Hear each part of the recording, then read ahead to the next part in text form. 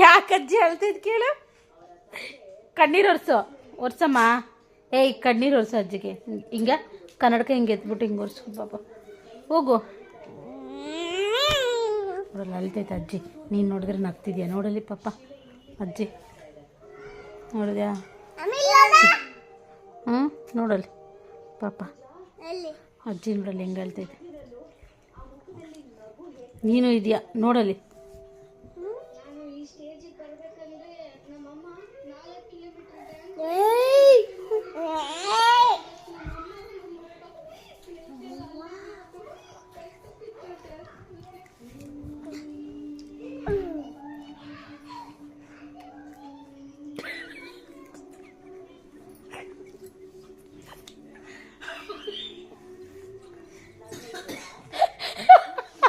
ಅಜ್ಜಿ ಯಾಕೆ ಅಳ್ತಿದ್ ಕೇಳು.